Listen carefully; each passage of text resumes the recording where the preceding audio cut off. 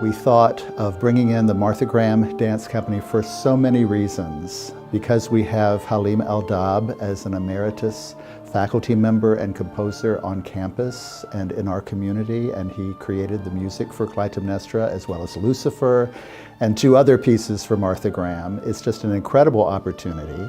So it's a perfect event to really celebrate the 15th anniversary of the Thomas Schroth Visiting Artist Series, which has been so phenomenal and allowed us to bring in some really major guest artists over the years. And it also seemed like a seminal event, a pivotal point where we could celebrate all of our schools in their connection with the arts and design through something as epic as presenting Act 2 of Clytemnestra.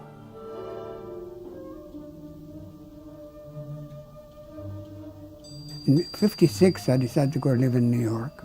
I've already met Martha in 1953 in Boston Art Festival. So I felt like at home, in New York. I felt like this is my place, this is a place to live. Eugene Lester is an important name because he was her conductor, her accompanist. He does everything for her. Eugene Lester was so excited, he called Martha on the phone. He said, Halim is here, I have to bring him. So one day I carried all my music and went to the East 63rd Street. So she walked in with poise, like stature. I kissed her hand and she sat down to listen to my music. She sat down for 2 hours, not a word. Then she stands up, same posture, same dignity, same grandeur. She said, thank you, Mr. El-Dabh. And she left. Not a word. A phone call later on, Halim, Ms. Graham would like to work with you. The work was not titled. She said, I'm commissioning you 15 minutes, opening in October, and that was July, on Broadway. Can you do it? I said, Ms. Graham, if you can do it, I can do it. Well, Martha Graham was a force to be reckoned with, and she really changed the entire concept and world of dance. She was one of the major pioneers, created one of the first codified modern dance techniques, and she totally changed the landscape of what before had really been predominantly ballet and ballet vocabulary, and Graham brought it to a much more visceral and strong and physical kind of place and told stories from a feminist point of view in many of her works.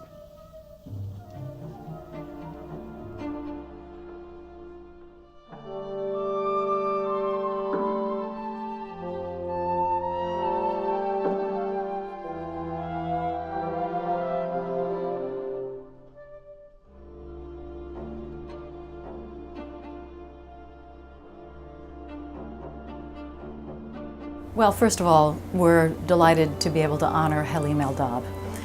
Halim has been part of the Graham legacy since the 1950s, when he, as a young composer, worked directly with Martha Graham, who was probably a good 30 years older than he was. How originally this was supposed to be a 20-minute work, and by the end of the months that they worked together, it turned into almost 2.5 hours. And the scope of the work, it's Martha Graham's only full evening dance that she created, and it encompasses the characters of the Trojan War. Before the rehearsal, of course, I would take Graham technique class to get body ready for those signature movement, gestures, like contraction, release, is the 2 main actions that leads to whole choreography. And but the most important of Graham ballet, the role, is the inner story, the psychological part, which I would meditate before the whole run through to get the character ready. Also, I have to clear the relationship with all other characters in the whole story, to make my mind clear, basically. I think One of the important things to know about Act Two of Clytemnestra is that it shifts from a dream world into reality. This was one of Martha's most brilliant innovations, that she was actually choreographing the mind. She used it on several different ballets, and certainly to the most remarkable effect in this full evening Clytemnestra. So as they watch Act Two, they enter into Clytemnestra's nightmares. She's haunted by the ghost of Agamemnon, who she murdered in the earlier act. She's dreaming about her two adult children, Electra and Orestes, are coming together to plot her murder to avenge their father's death. And by the time we're about halfway through the act, these four characters are interacting in real time. Everybody in New York wanted to see it. They extended the show for people working on theater in New York, so they wanted to see it. I felt like I was part of New York City, part of Martha Graham, part of the company. I felt that creation it's part of me and New York and Martha, everybody. It's a creation that was so dynamite, you know.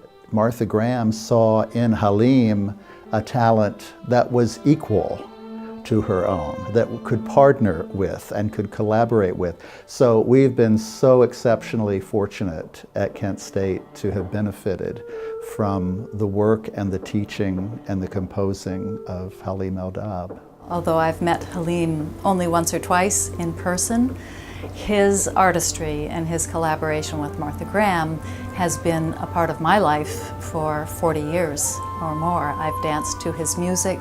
I've been inspired by their collaboration, and it's very meaningful for me personally and for the entire Martha Graham Dance Company to be part of this celebration.